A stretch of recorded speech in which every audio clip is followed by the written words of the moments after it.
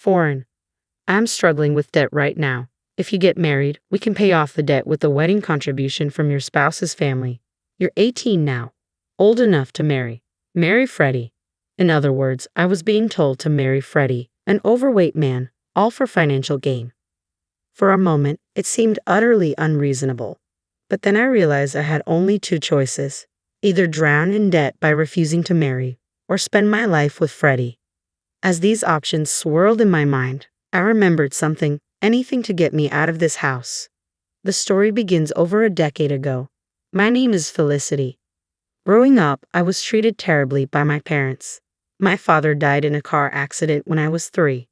He was a very kind man, but Mom apparently didn't care for him much. I have no memories of being loved by her, probably because I resembled my father.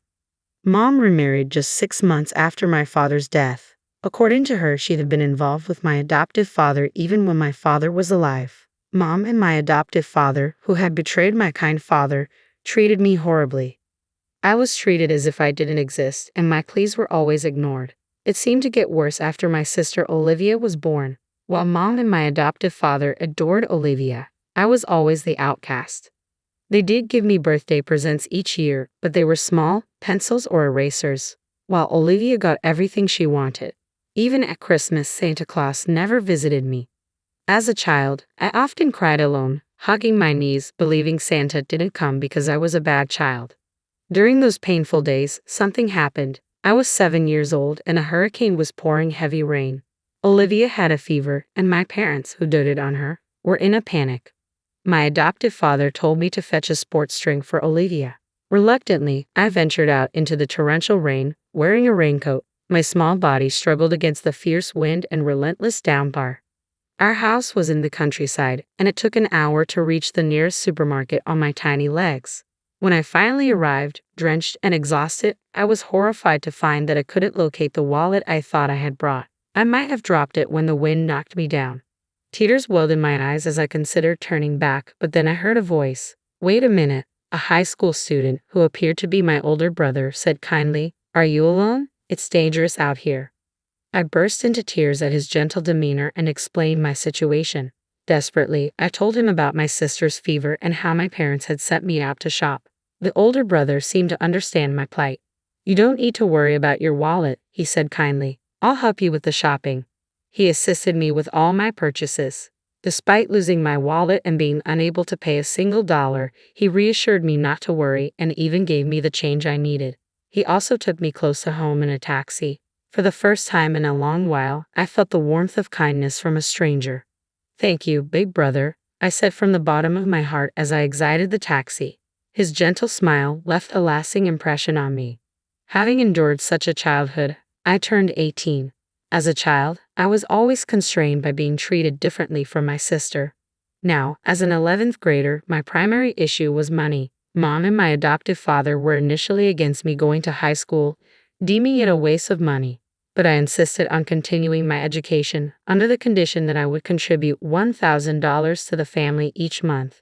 The money I earned from part-time jobs barely covered living expenses.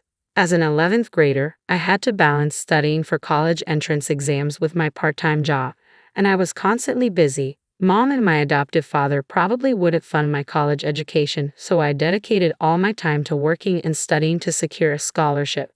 One day, Olivia, now in the 8th grade, came home beaming with excitement.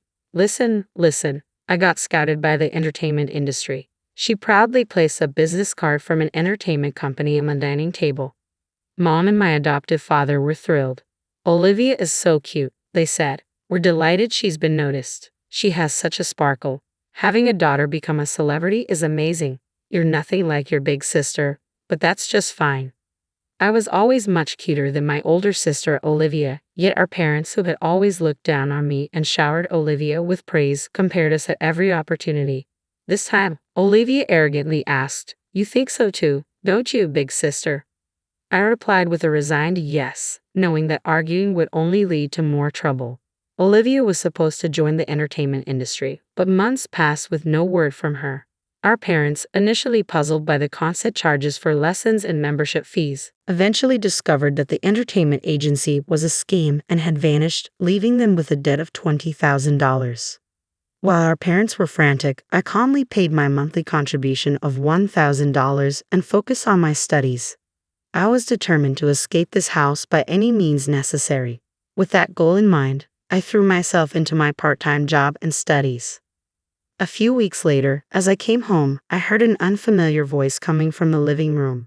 Curious, I was about to head up to my room when I heard my adoptive father call for me. I peeked into the living room and saw two unfamiliar men with him. One was about the same age as my adoptive father, and the other was a very large man, sweating despite the air-conditioned room. My adoptive father introduced them. "This is Mr. Newell. Say hello." "Ah, nice to meet you," I said hesitantly. The two men smiled and looked at me. Mr. Newell was a well-known, prominent landowner in the area. I wondered what such important people were doing in our house. As if reading my thoughts, my adoptive father made an outrageous announcement. "Mr. Newell's son, Freddie, is your fiancé. Be polite."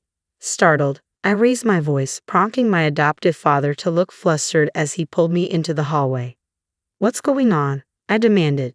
He spoke in a hurried whisper. "We're in serious debt. If you marry Freddie, we can pay off the debt with the wedding contribution from his family. You're 18 now and can marry. You need to marry Freddie." In other words, I was being told to marry that overweight man, Freddie, purely for financial reasons. At first, it seemed utterly unreasonable, but I soon realized I had only two choices: accept the marriage and live with Freddie, or refuse and face a future of crushing debt. The thought of escaping this house was all-consuming. "Are you finished?" Mr. Newell, who had been waiting in the living room, asked anxiously. "Will you marry our Freddie?" With a forced smile, I replied, "Yes, gladly." So, that very day, I was to marry Freddie. I was told to move into Freddie's house immediately and was sent out with only my study materials. Freddie, noticing my lack of belongings, asked, "Don't you have any clothes or anything?" I had never owned any cute clothes, so I simply said, "That's all I have." Freddie's eyebrows furrowed in concern. Mr. Newell, my father-in-law, was a well-known landowner whose name I recognized, but he was very friendly. His car drove through a large gate and into a sprawling estate before stopping in front of a solitary house. "This is a separate house I built for Freddie when he married," Mr. Newell explained. "Since Freddie couldn't find a spouse until now, I'm glad someone as wonderful as Felicity is marrying him." He briefly explained the arrangement and then said, "I'll leave it to the young couple now," before leaving Freddie and me alone. Suddenly, I was alone with Freddie, facing an uncertain future. I felt a bit wary of Freddie, but he calmly showed me around the separate house. As he led me to a spacious room furnished with comfortable furniture, he said, "This is your room, Felicity. The lock works from the inside, and if you're worried, don't hesitate to ask for a key change. I promise I won't lay a finger on you." He continued, "I've informed your parents that we'll cover your high school expenses so you can reduce your part-time job hours if you can. If you want to go to college, I'll support that too." I was taken aback by Freddie's unexpectedly considerate treatment. He even mentioned that he had no intention of getting a marriage license, suggesting that we have a common-law marriage. He added that if I found another man I liked, I was free to pursue that relationship. Surprised by how much this arrangement exceeded my expectations, I couldn't help but ask, "What's the purpose of this marriage? It seems like I'm the only one benefiting from this." I wondered if it was rude to ask, but thought it was better to clarify now rather than face potential complications later. Freddie paused for a moment before beginning. "I might be meddling, but do you remember the day of the hurricane when you went shopping as a child? We met then. Do you remember?" I was stunned. How could I forget? I still vividly remembered the kind older brother from that day. It dawned on me that if that older brother had gained weight, he might look like Freddie now. "Are you the older brother from that time?" I asked, feeling a rush of apology. "I'm so sorry. I didn't recognize you," Freddie admitted with a chuckle. "I've put on a lot of weight since then. Stress from working full-time made me eat too much. But you haven't changed, Felicity. When my dad showed me your picture and asked if I wanted to marry you, I knew right away it was you. Are you still being treated poorly and suffering like you were back on the day of the hurricane?" Freddie's words were as kind as they had been that day, and I nodded, feeling a deep sense of relief. Freddie smiled warmly and reassured me, "It's okay now. You don't have to worry about money or being treated badly anymore. You can live freely in this house." Touched by Freddie's kindness, tears welled up in my eyes. Freddie quickly handed me a beautiful handkerchief as I cried, and from that day on, we started living together. For the first time, I had the freedom to focus on my studies without the constant pressure of financial worries.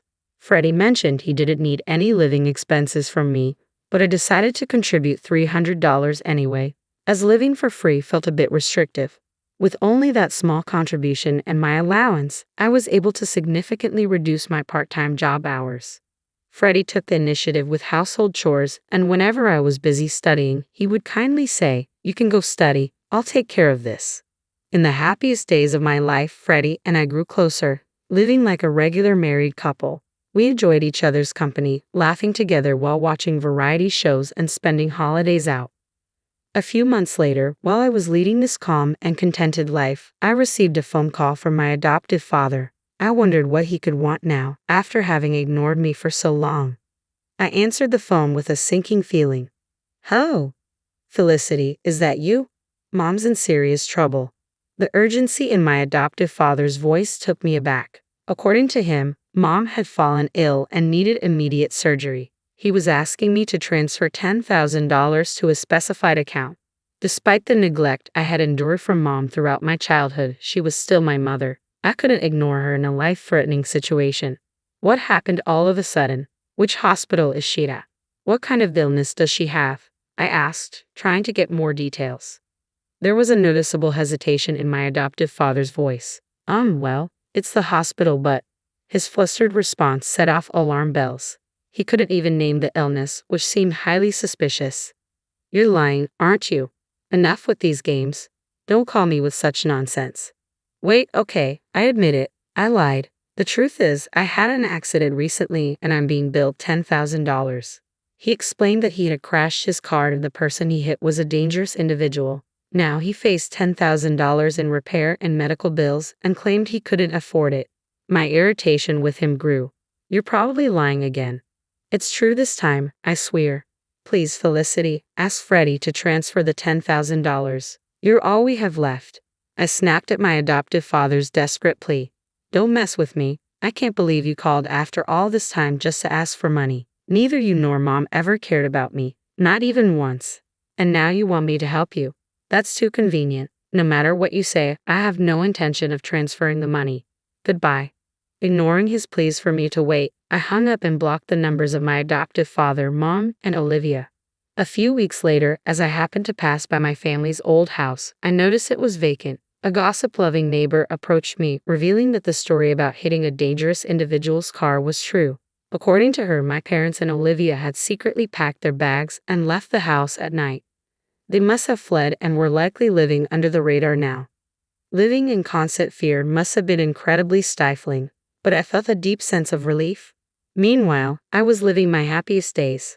I had completely fallen in love with Freddie. Although he was 10 years older than me, he had been hesitant about dating me.